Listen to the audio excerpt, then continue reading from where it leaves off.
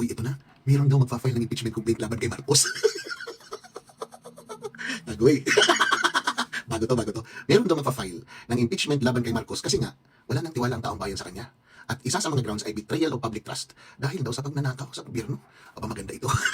Sige, karera sila, no? Karera sila ni Vice President sa si President, no? 25 million, tapos 1 trillion point 04. Sino kaya?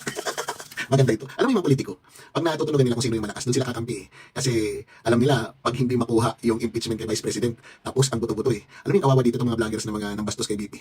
Kawawa talaga ito. Hindi kay VP ito kawawa. Sa mga supporters ni VP, pag si VP na maging Pangulo. Sigurado yan. Sigurado yan. Diyan talaga yung may magtatakbuhan talaga dyan. May magtatago at may lulubog. Oo. Pero maganda itong balita na ito ha.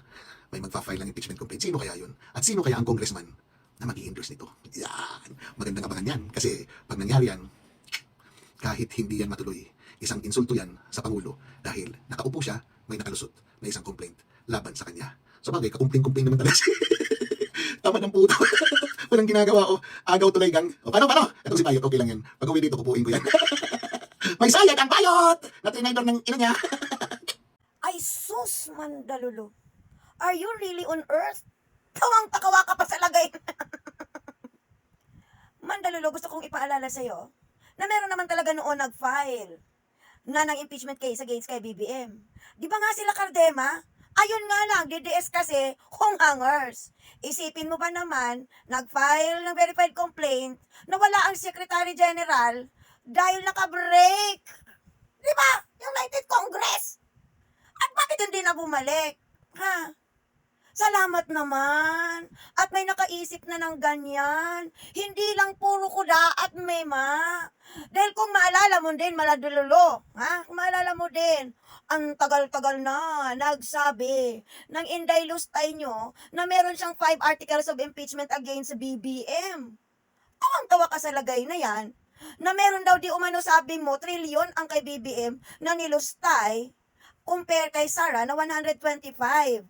Ang tanong Mandalulo, at sana pumasok dyan sa utak mo, sa naratibong kinupya mo sa akin, na sabi mo, Roby, malapit sa lagayan ng walis. Talagang wala ka originality, ano? Dahil ikaw, Mandalulo, baguhin ko. Ikaw ay isang estudyanteng seksyon marang katabi nung lagayan ng silhig. Di ba nakakatawa? Dapat matagal nyo nang ginawa yan.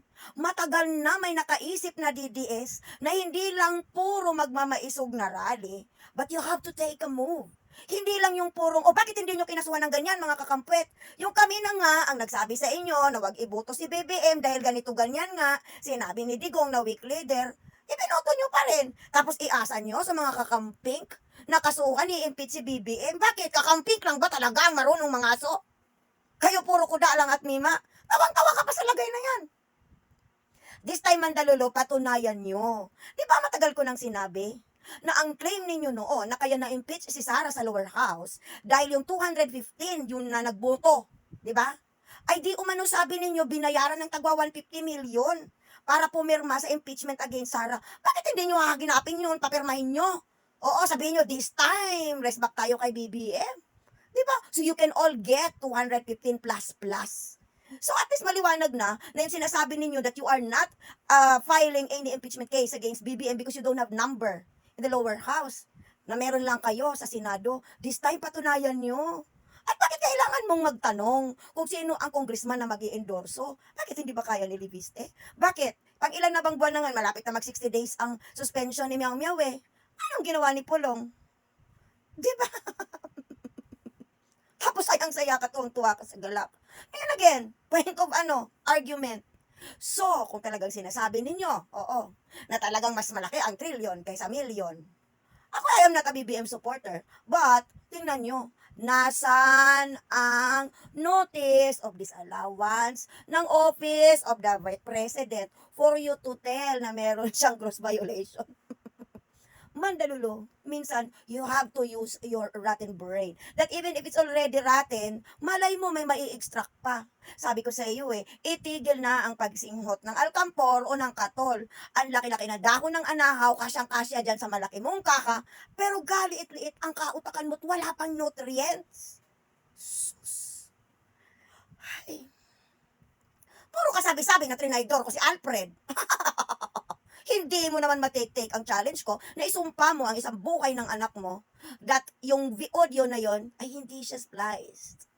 Pag yan nagawa mo na isumpa mo isang buhay ng anak mo na hindi spliced ang video na yon, then maybe then so I will submit diyan sa claim mo. But for now, you talk like an empty can. Shape up, Mandalulu.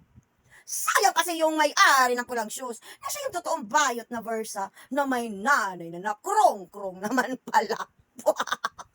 Puwe.